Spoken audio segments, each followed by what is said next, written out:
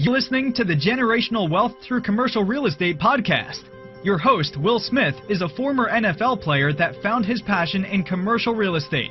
Every week, you will learn from industry experts everything you need to know to get started investing in commercial real estate to build generational wealth. Thank you for tuning in to the Generational Wealth Through Commercial Real Estate show. It's your host, Will Smith, and I got a good guest lined up for you today. We're going to be talking about self-storage. But before we get into that, if you're watching this show for the first time, do me a favor, go ahead and hit that subscribe button. And if you've been watching this show for a while and it's been adding value to your life, go ahead and, leave me a review. I need to know what you guys think about the show. And these reviews also allow me to keep bringing on rock star guests like I have today. All right, so the housekeeping is out of the way. Today's guest is Kenneth Hayes. He is the CEO of H&K Capital Partners, and they've been, up and running since 2017. And they recently just took down a self-storage facility in Georgia, and we're going to be talking about that here real soon. Kenneth, how you doing today, man? I'm good, man. How about yourself? Man, I'm blessed, man. I can't complain. Man, that's a good thing. Oh, that's a good thing. Yeah. So tell me, man, obviously that was a quick rundown on who you are. Tell the listeners, man, who you are and how did you get into real estate? Yeah, man. So I'm a local Atlanta native, raised in Atlanta all my life, and, come from a working family, man. My father used to work for the airline industry back in the 60s and 70s, and so did my mother. And it's funny because both my parents are from opposite sides of the state, so when they met at the airport. So, I'm an 80s baby, non-Grady baby. So, so definitely not a Grady baby. But, man, just Atlanta native, man. So, we stayed in Southwest Atlanta a lot and most of my life, and then wound up moving out to West Georgia. And I wanted to get into IT. Well, my father was telling me about real estate way back when I was like 17, 18, because he had some rental property himself. So he always told me, he's like, hey, son, focus on two things, technology and real estate. So I listened to one half of that, but I wish I would have listened to both parts of it. I would have been further ahead, but, hey, it is what it is. Yep. But, man, I mean, like I said, Georgia native, man, Falcons fan. I know you were former was it LA Chargers or Rams? Well, it was San Diego Chargers when I was playing. San Diego. Okay. Yep. Yep. Okay. Hey, still got love for y'all. It don't even matter, man, at the end of the day. So, but yeah, man. So, Falcons fan. So it's Khary, my business partner. He's the managing partner and CFO. We're both Atlanta natives. We both grew up Southwest Atlanta, man, and both IT professionals. We had an IT company before. Then we got out of that. Now we're focused on commercial real estate. And I started off as a wholesaler and did a rehab, and it just wasn't for me. And I wanted to scale. I wanted to grow, and I thought about what made sense. And so when he and and he had a buy and hold company, so he had rental properties himself. So we were out at a conference in Texas, and we were like, you know what? Why don't we just merge? Why don't we go back in business together again, and let's just take down commercial real estate? So we did that. We wound up getting training. We bought a mentorship under Vinny Chopra. And it was good, man. And we met with Vinny. He had two properties down here in Atlanta, so we met with him at one of his apartment properties that he had, and man, we just took off ever since. So we started off in multifamily. Didn't really work out well for us right now because everybody was overpaying for deals. So we brought on someone, her name is April, on our team. She handles all of our investor relations, and somebody brought me a self-storage deal one day and was like, hey, take a look at this. And I got her perspective on it, and she was like, I think we need to do self-storage. I'm like, you know what? You're probably right. So, man, a little bit of, the majority of 18, 19, mainly 19, we spent a lot of time evaluating self-storage deals, love the cash-on-cash returns, love the IRRs, and we had 3 properties at one point under contract. 2 of them fell out, one because of whatever it was with the owner. We'll leave that alone. We'll talk about that another day. And then we closed on our one down in Liberty County, Georgia, which is close to Savannah. So that one was a great opportunity. Mom and pop owned. Mother wanted to get out the business. We drove down there, looked at it, sent an LOI. They accepted, and the rest is history. We're going to talk more about that in a minute. But before we do that, I want to talk about partnerships, man, because you know, partnerships can be dangerous. You know, it can blow your whole business, you know, plans up. So let's talk about that for a moment, man. You know, why did you decide to partner, number one, and then number two, you know, how did you structure it so it makes sense so everybody knows their role? Yeah.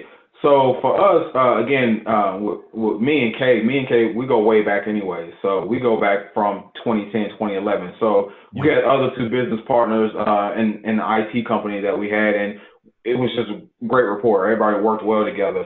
So the other two partners decided to go, you know, do their own thing or whatever. And we just said, you know what, we know how we are. We both from Atlanta, you know, we know how to run business. And, you know, it's just one of those things we said, man, look, listen, you know, let's do it. So the original company at first was Hayes Investment Corp LLC.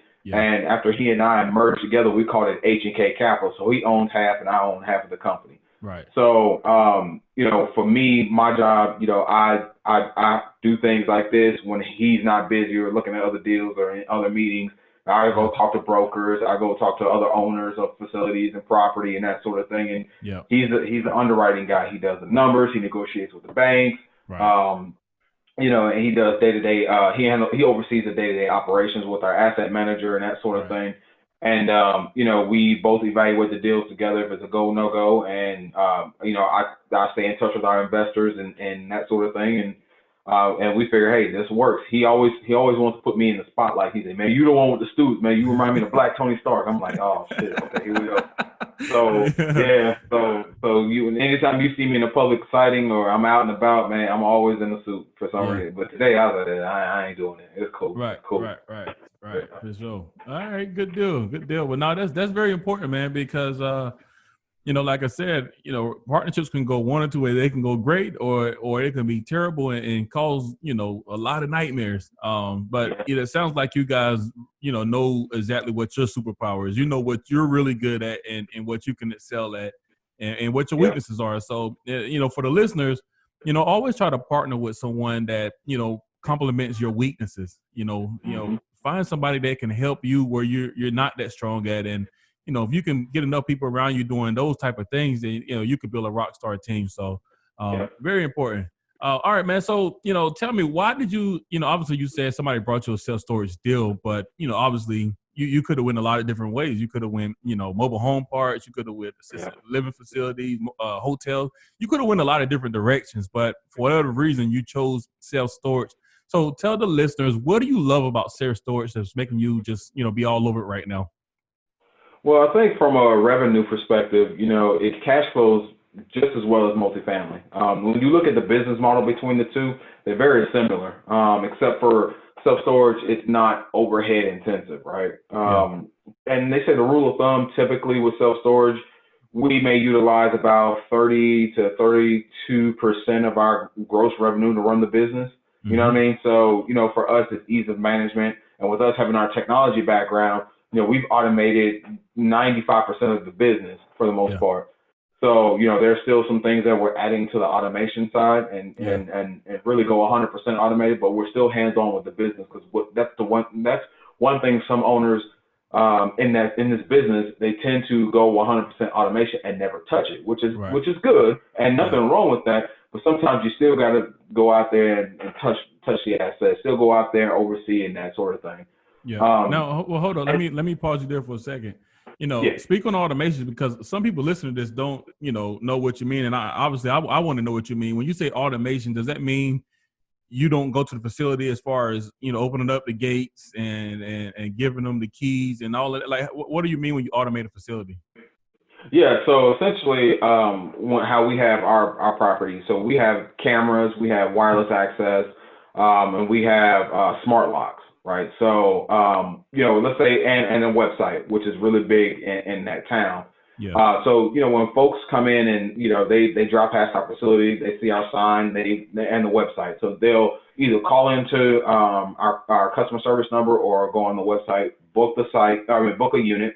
And it's based off that reservation, or once we confirm that customer is ready to move in as a tenant, the system will generate a lock code for that unit that they purchased. And that lock code is then text to them. So then that way they have the lock code in their text. Yeah. And we also have the system set up too. If they need to talk to someone immediately, it also sends us a text message, and we respond back to them via text and that sort of thing. So, yeah, I mean, that's, a lot of people in areas that we look at are so used to dropping off checks and cash and that sort of thing. And a lot of people are going away from that model now. So, just like when you pay your light bill, you pay everything else online. It just makes sense for you to, just pay your storage bill online or pay your rent online, if you will. So, yeah, I mean, and we'll go to the property. And typically we're starting to get more involved now in the local business community down there. So we'll go by the property, stay a few days and just clean up the units if we need them cleaned out. I mean, we have local boots on the ground for that.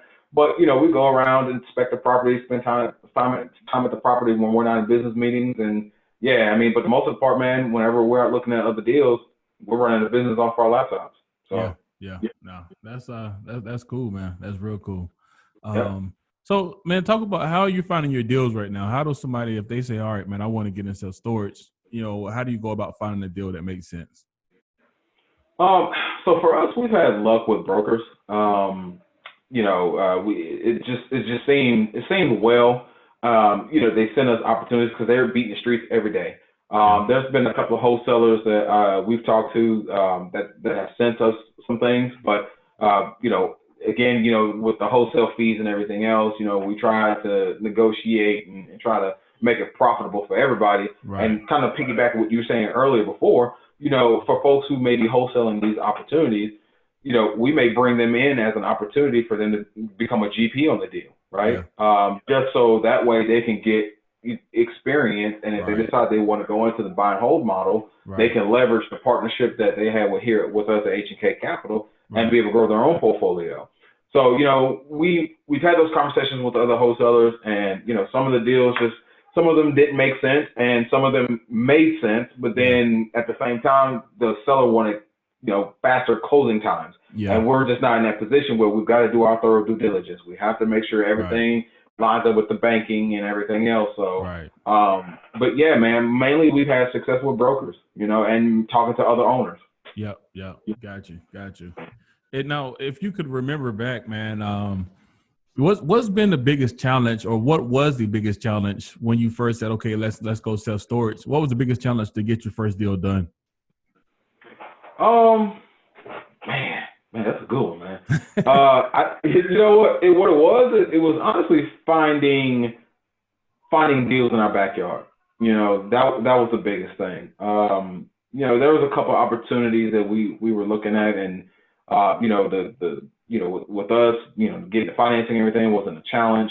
But mainly just, finding a deal in our backyard, man, that made sense. We were looking at facilities that were 46,000 plus square foot. And, it just, again, if you don't have a high capital stack and can go in and close with hard money, those deals are going like that. Or you're dealing with your life storage, or your big REITs, you're competing against them. And that's one of the things that, we're not at that caliber just yet, but, we're well on our way. So, that was the biggest challenge, man, competing with the REITs and finding deals in our own backyard. And, we had to drive out in, 3 hours or so for our first deal, but it was well worth it. And would you say that, because you guys are automating your facilities, that do give you the ability to be further out than you normally would because it's so much automated on it? Yeah, I mean, and then too, with this particular deal, we're actually in the process of expansion. So it gives us the ability to factor in our expansion plan. So with this one, we plan on, taking 94 units and hopefully based off, surveying and everything else and how much land we acquire, we could automate a 200 unit facility, based off our best practice. And based off our KPIs right now, it will actually support up to 1,000 units, right, with our business model, because it works from a small scale and can grow up to 1,000 plus units. So, it's one of those things where, making sure you buy right is important. That's the first thing, but also have the right business plan, because the challenge with that is if you don't have one or the other, it becomes difficult to be able to close. Yeah. And so, if the bank doesn't understand what you're doing or what your vision is, they won't lend on it. And luckily with us, when we took ours down, it was already, the relationship was already established with the former owners, and they introduced us, and it just worked out. Right. Gotcha. No, that's awesome. So, you mentioned something about expansion. So when you guys are looking at opportunities, how do you, determine, where the value add is at? Where's the real value? How you increase the value of properties? Talk about that for a minute. Yeah, so a lot of it, it's different factors, right? Some owners may already have software in place, and they may not be utilizing it. So, to get the best bang for their buck, if you will. So then that's a value add, where the facility may have, outdated cameras, no security, no opportunity or they have the opportunity for growth, but they're to the point where they've just been very comfortable where they are now. Yeah. They can't see the big picture. Whereas they call me the visionary in the company, I see, man, you know what? We can take this 3.5 acres of land, or maybe 4 acres, and put another 100-something climate control units on this, and be able to generate an extra $10,000 to $15,000, an additional revenue. Right. And so and this is where it goes, and this is where having that team, that balance, right, that comes into play, where I can see big, and Khary comes in and says, you know what, I think for the cost we can do this and still meet the demand of the vision. Yeah. So having that balance in the partnership really helps bring out the value add strategy, especially when one person sees one thing and the other person says, okay, I see what you're saying, but it has to make sense from a dollar standpoint. So again, being able to see expansion by adding more units by the land, being able to utilize the existing space by, adding security, adding, just simple things like websites, customer service, or whatever that case may be to your tenants. It goes a long way. Got you. Now, when you're looking at deals and you're underwriting them, what are the red flags that, make you say, okay, this is definitely not a deal for us? Anything that's under double digits in terms of cash on cash, because most people, they focus on in this market today, some people focus on cap rates, right? Yeah. For us, as cap rates can be manipulated, right? I mean, it's a number, right? What matters to us is, okay, let's look at this. Let's look at the expenses, right? Does the expenses make sense? Where can we apply our business model to reduce those expenses? That way it increases our cash on cash and our IRR when we go to sell, right? So, we look at how the existing owner is running the business, or, running the property, running the facility, see where some of the downfalls are, that we can come in and apply our business model to that particular property and bring it up to where it can be and maybe excel. But it's one of those things where if the cash on cash is strong, that's a plus, right? Yeah. If the debt service coverage ratio is there, that's also a plus too. And purchase price has to be right. So most of our investors, like on this deal here, we have double-digit cash on cash, right? So, which made it attractive. Right. But we typically try to, target no less than 11%. With self-storage, depending on the asset class, if it's a B+, you can still get those double-digit returns. Right. If you go A, sometimes it may drop down to single, just depends. But again, we're cash on cash driven and IRR driven, so if the IRR is strong on the end, we'll entertain that. But cash on cash is great year 1, year 2, year 3, year 4, year 5. We'll go for that as well. Gotcha. No, that makes sense. Now, last question here. What are the, the biggest rookie mistakes you see people making that's trying to get into the game? Not partnering, right? Some folks say that, I can do this on my own. I've got the credit, I've got the money, I can do this, I can do that. But there's some things that, just because you have the credit, the money, and everything else, what if your underwriting is off? What if your financial projections are off? What if, you can't talk to your investors just in case if you need investors, that sort of thing. So I think not having the relationships in terms of other investor partners or general partners, that sort of thing, can actually hurt you. That's why it's good to be able to have that balance, because when you think about it, having that balance, gives you the flexibility to go, focus on other areas in the business. Right. So I think that partnering is so important because it can actually help you grow and scale faster instead of you being on your own trying to figure it out. Yeah. No, that makes a lot of sense. Makes a lot of sense, man. I agree 100% there. All right, man, let's go ahead and segue to the next segment of the show. It's our deal deep dive. Let's talk about the deal that you guys took down. How many units was it, or square footage? What's the value added play, and how long are you guys planning on holding it, or are you going to, sell it in a couple of years, or are you going to hold it forever? Yeah, so this deal is a 94 unit deal, B plus property. So we do plan on expanding this particular deal. We're looking at negotiating additional land acquisitions next to the property, so we can actually expand right to the facility. Yeah. And then also we're sharing the land that the property is on right now with someone else, and he's eventually looking to retire and that sort of thing. So we may acquire that as well. So that way it can give us hopefully a 300 unit opportunity, which would be nice. But this was 94 units. We're at 97% occupancy now during this whole COVID situation. When we took over the deal, we came in, I think it was like 92, 93 occupied. And when they found out new owners were coming in, occupancy dropped down to 84. So we did some pretty aggressive marketing. We reached out to the tenants, talked to them and said, hey, what would you like, in terms of your store, being able to relate to your management. They said, well, we would like this, we would like this, and we like this. So we just implemented what the customers wanted and needed, and we got our occupancy up to 97%. So, that was a great learning curve for us, how marketing in that specific town made sense. But for us, our whole period on this deal, I believe we're projected to 5 to 7, but our business model is really focused on generational wealth. So my business partner and I, we have our kids involved in the business. So whenever I go down and take a look at the property, my son, my 12-year-old, he'll go and he'll clean out units. He'll make sure that there's trash on the property and that sort of thing. And with Khary, he'll go and bring his boys down, and his wife is actually involved in the business as well. So which is cool because she is our asset manager. So she has that experience. And so both of our families are involved because it is a family-based business, and we would like to leave H&K Capital to our children. So, this is one of the properties that we would actually hold on to for quite some time. But it just depends. If someone gives us a nice offer, hey, we'll bye, see you. At the end of the day, but we typically try to hold on to 5 to 10 years if it makes sense. So. Yeah.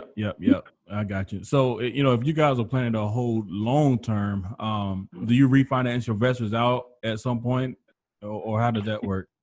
Yeah, so we give options, right? So, if they want to stick in with the long haul with us, they can. But typically, most investors we've talked to, they want their principal back, and so they can go invest somewhere else. So that is more likely our goal, is always make sure that when we meet that 24-month threshold, we go ahead and cash out, refi, give them their principal back. And when we sell, we give them a piece of the equity when we sell as well. So that way, they know that they're still a part of it. And, they're on this journey with us as well. So, typically cash out, refi, make sure we take care of the investors and everything else. And, just keep on moving from there. Right. Got you. All right, man. This is the last segment of the show. It's the lightning round. Got a couple of questions for you. Ready? Go ahead. All right. What's the best advice you ever been given? Wow. Man, depends on where it came from, man, to be honest with you. You know what? Honestly, the best advice that was given to me was from Grant Cardone. Go big. Don't. Sometimes we're in situations where we have to start off small, but you can find a way to go big. Yeah. Go big. 10x. Yeah. And that's where partnerships come into play. Because you can't actually do the whole 10x concept if you have a team behind you.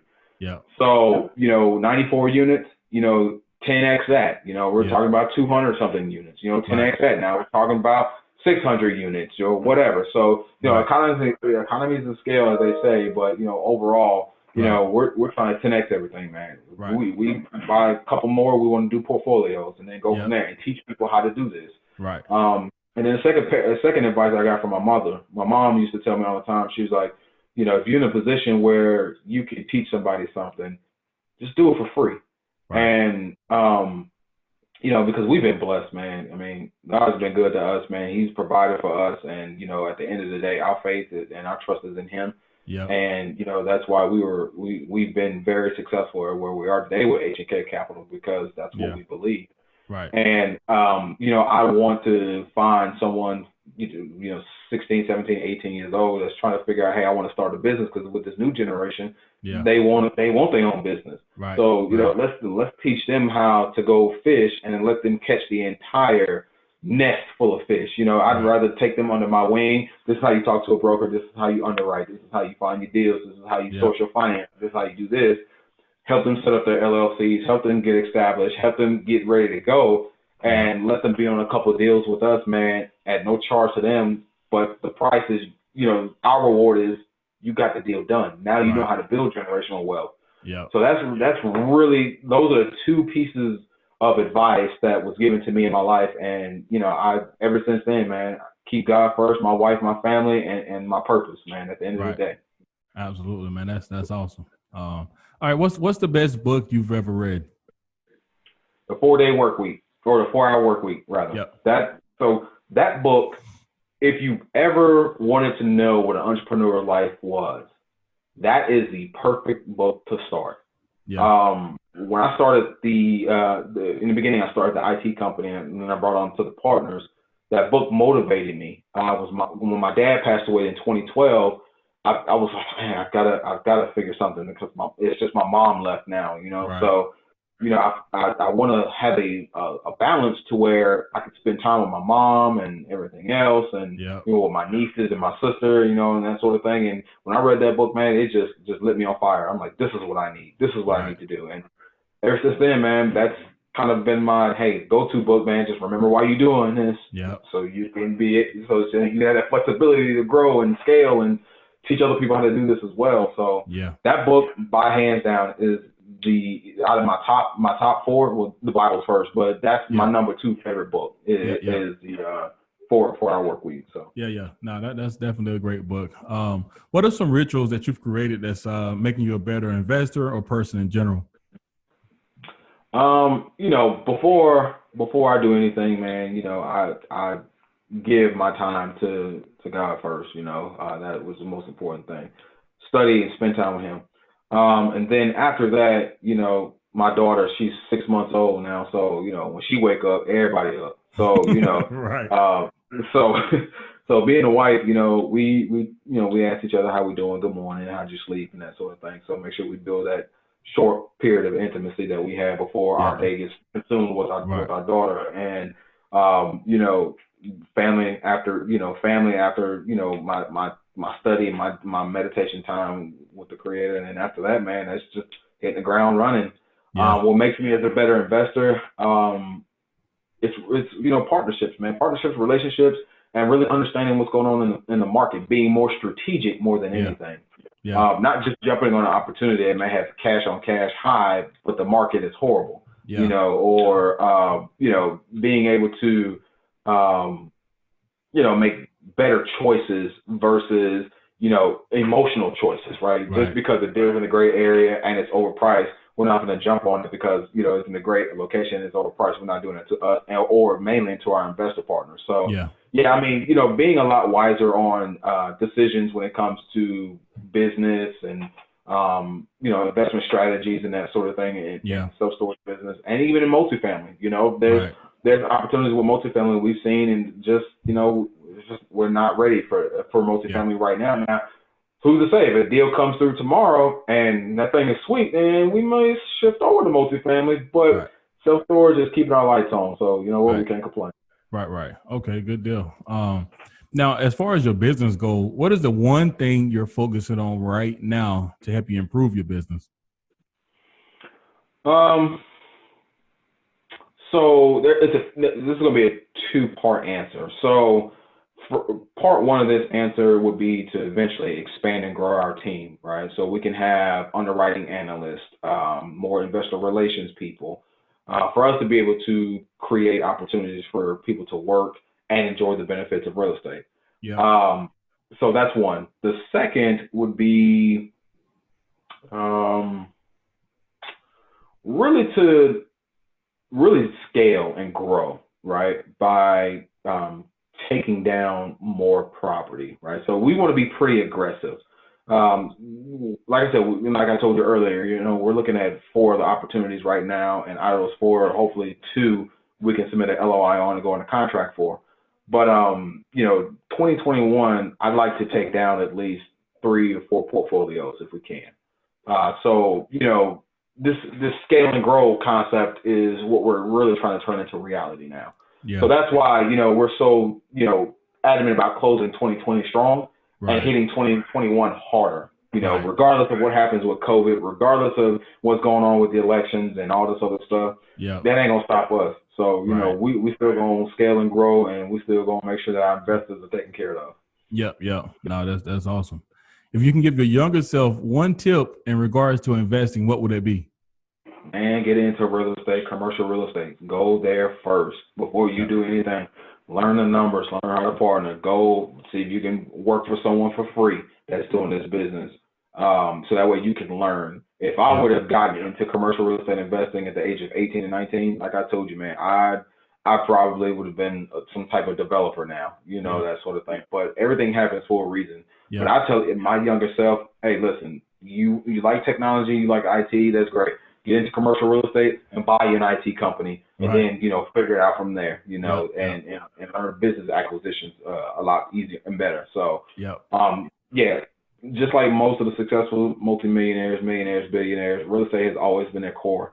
And that's what I want to educate my kids. My 12-year-old, he sees me focus on real estate.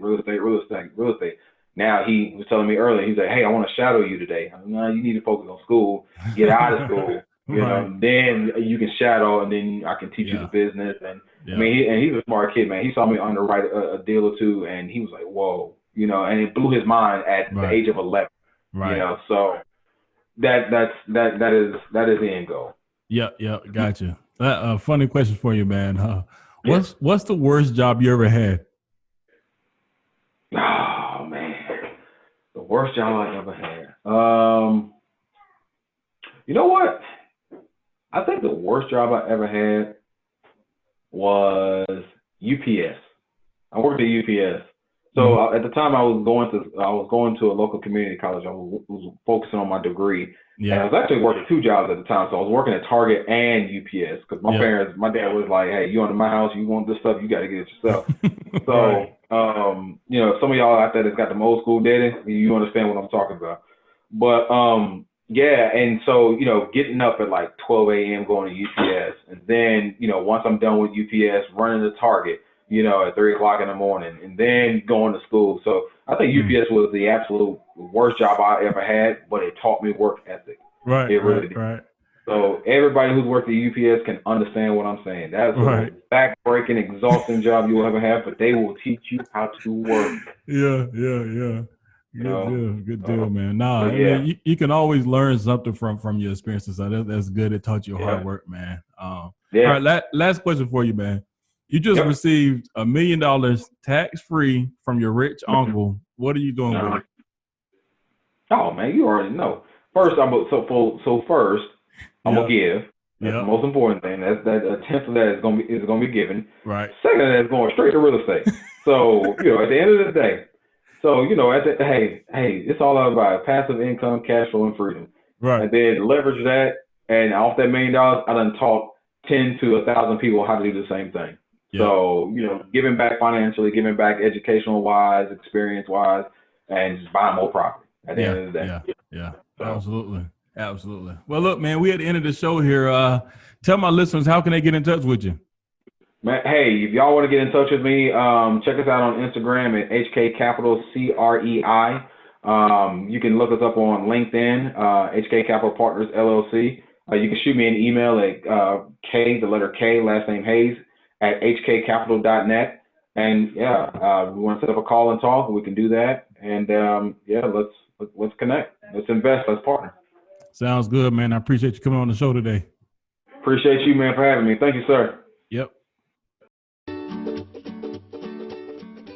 Thank you for listening to the Generational Wealth Through Commercial Real Estate podcast, brought to you by Onyx Capital Investments. Onyx Capital Investments works with investors nationwide to invest in income-producing real estate in emerging markets. Connect online at www.onyxcapitalinvestments.com to learn more about what we're doing. If we have added value to your life, please leave us a review.